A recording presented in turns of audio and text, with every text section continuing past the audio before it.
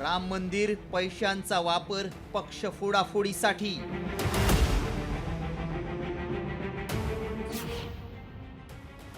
उद्धव ठाकरेंचा भाजपवर मोठा आरोप।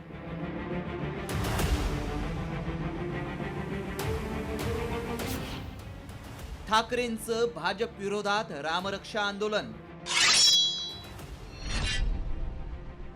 अयोध्येतील राम मंदिर चोरी प्रकरणावरून राजकीय वातावरण तापलंय।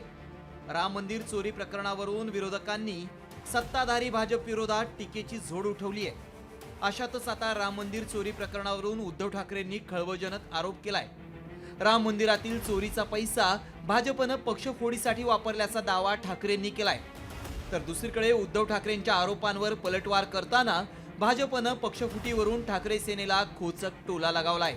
आमदार खासदार चोरले जात आहेत, खरेदी विक्रीचा होते, याला ऑपरेशन नाव दिले जाते।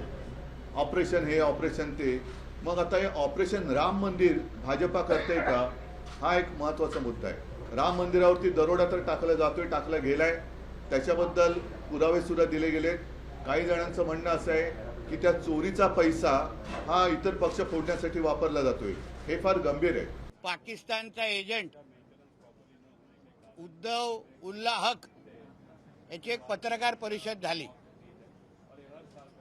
कदाचित पाकिस्तानमध्ये बसलेल्या यांच्या अब्बांनी त्याला स्क्रिप्ट पाठवली असेल।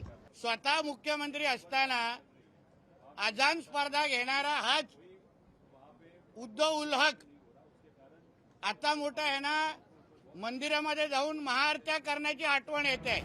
राम मंदिर चोरीच्या मुद्द्यावरून ठाकरे सेनेनं भाजपला खिंडीत गाठण्याची रणनीती आखली आहे। त्यासाठी उद्धव ठाकरेंनी आता थेट रामरक्षा आंदोलन सुरू करण्याची घोषणा केली आहे। येत्या रविवारी ठाकरे सेनेकडून राज्यभरात रामरक्षा आंदोलन करण्यात येणार आहे। मात्र या आंदोलनाची शिंदे सेनेनं खिल्ली उडवली आहे। प्रत्येक ठिकाणी राज्यभर, जिल्हा पातळीवरती, शहरामध्ये, अगदी खेड्यापाड्यात सुद्धा जिथे जिथे राम मंदिर असेल, जिथे जिथे हनुमान मंदिर असेल, तिथे तिथे हे सर्व हिंदू, सर्व राम भक्त, मी तर म्हणेन आता वारीची सुरुवात होते। अगदी वारकरी सुद्धा या राम मंदिराच्या लुटीविरोधात ज्यांच्या मनात आग आहे, ज्यांच्या मनात राग आहे, ते सगळे एकत्र होऊन या भारतीय जनता पक्षाला ह्याचं उत्तरदायित्व स्वीकारायला लावल्याशिवाय राहणार नाही। आता उभाटाकडे काही कार्यक्रम राहिले नाही का? एवढा पक्षाची इकडची वाताहत झालेली आहे, झाला दौरा झाला, आता त्यांनी राम मंदिराचा त्याच्या हातात घेतायत, घ्या ना, निश्चित घ्या, पण एकदा जाऊन तिथं भेट तर द्या। ते राम मंदिर कसं आहे ते एकदा पाहतं खरं। त्या माध्यमातून रामाचं दर्शनही होईल आणि त्यांना एक जे काही चाललंय रामाला जर प्रार्थना केली तर पक्षातही काहीतरी घडेल। पुढच्या वर्षी उत्तर प्रदेशात विधानसभेच्या निवडणुका आहेत। त्यामुळे राम मंदिरावरून उत्तर प्रदेशात जोरदार राजकारण पेटलंय।